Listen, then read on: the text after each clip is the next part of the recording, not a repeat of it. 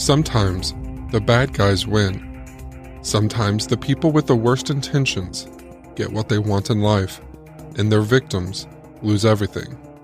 Like when one unemployed German lathe operator attempted to murder the best tennis player in the world with a 9-inch boning knife in 1993 on live TV. This summer, the Serbian tennis player Novak Djokovic won his 19th and 20th major tournaments at the French Open in Wimbledon. He is now tied with Roger Federer and Rafael Nadal with 20 major titles, the most in men's tennis history.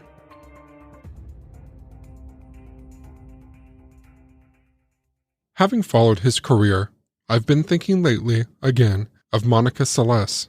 Much like Djokovic, Seles was an exciting, charismatic mold breaker from modern-day Serbia, then part of Yugoslavia. The two players' hometowns, Novi Sad and Belgrade, are just an hour apart, but nobody ever tried to murder Djokovic on a tennis court. If only Seles could say the same. The start to her career is simply unmatched in the history of women's tennis. She won her first major at the French Open in 1990. At age 16, and beginning in 1991, went on to win 7 of 9 Grand Slam events, for a total of 8 wins in her first 14 major tournaments. In January of 1993, she won the 8th by beating the former number 1, Steffi Graf, in 3 sets. For those 2 years, from 91 to 93, Seles wasn't just the most dominant women's tennis player, she was the most dominant athlete in any sport and any gender. And at 19 years old, she was just getting started. For context, Novak Djokovic, her countryman, now on the brink of becoming the greatest men's player ever, didn't win his first tournament until he was 20. But in 1993, not everyone was cheering. Before the exciting young Yugoslavian had come along, Steffi Graf had been the darling of the tennis world. She was quiet, graceful, and blonde. She danced and sliced her way around the court with smooth efficiency, just as most pundits thought a woman should play. Seles was a thumper, a hard-hitting lefty with dark, wildly curly hair, who grunted when she swung. She outmuscled her opponents with risky, aggressive shots from everywhere on the court, and along with her physical power, her fearlessness and mental toughness set her apart. Tennis historians will tell you that the Graf-Seles rivalry, with its radical contrasts in style and personalities, still represents the most popular era in the history of the sport. From 1990 to 1993, the women's game was arguably more popular than the men's, which has never happened before or since. But in April of 1993, with Seles sitting alone at the top of the tennis world, the rivalry changed. During a routine dismantling of a lower-ranked opponent, the Bulgarian Magdalena Malieva, Seles took an extended water break on her courtside bench. It was a sleepy Friday afternoon in Hamburg, Germany, and almost no one took notice when a small, balding man stepped over the courtside barrier with a boning knife as long as his forearm. His name was Gunter Parch, and he was a supporter of Graf, a fellow German. The more Seles won, the madder he became, and when Seles began to dominate the rivalry, he was so distraught he considered killing himself. Unfortunately, he decided to kill Seles instead. When the women's tour came to Hamburg, Parche bought a ticket for one purpose: stopping his hero's rival. Once past the barrier, Parche raced to Seles's back and raised his knife with 2 hands above her head. Relaxed and unaware of the white bench in front of him, he was aiming for her heart, or if he missed that, her spine. Soon, the tip of that 9-inch blade would be visible on her chest, sticking out from her tank top, soaking her chest with blood. But as the steel flashed in the sunlight, a fan called out, and Monica turned, not all the way around, but enough to save her life. Parche missed his mark, and within seconds, security was dragging him off the court. Right before the stabbing, the television broadcast cut away from the court, as it tends to do between games, with the score on the screen and the crowd murmuring in the background. You hear the fan, and then Seles's muted cry.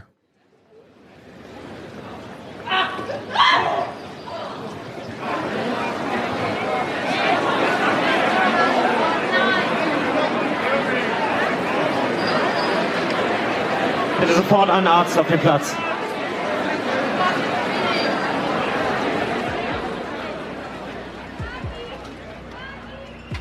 When the coverage cuts back to the court, you see Seles with a hand on her back, feeling the wound but unsure of what has happened. Officials quickly surround her and move her slowly to the ground. Parchi is in a chokehold as another man tears the knife from his hand.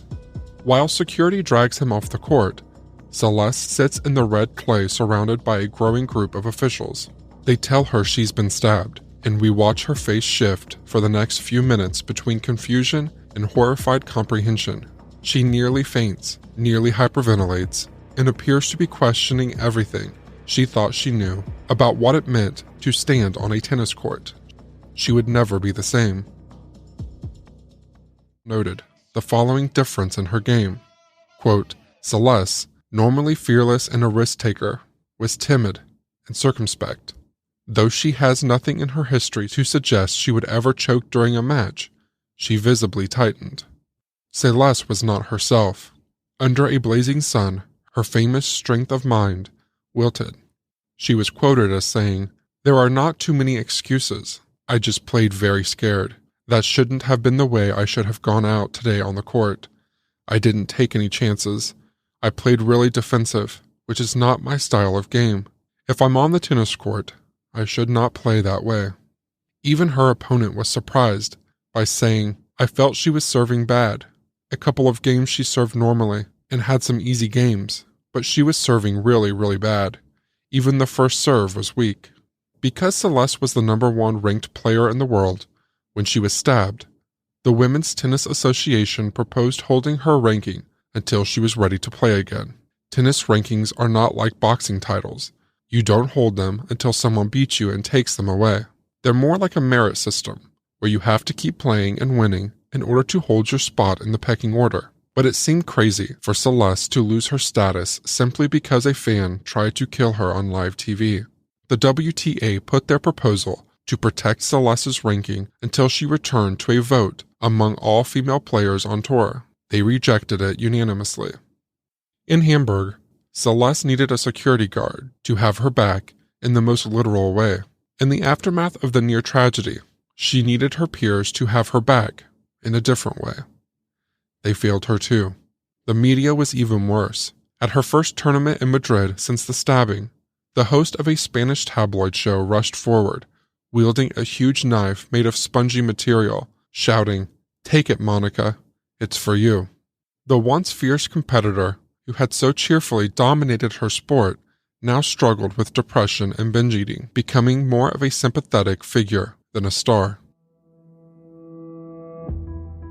For my money, Monica Seles remains the greatest women's tennis player of all time, arguably the greatest altogether. And every time I think of her, I think of how arbitrary and cruel life can be.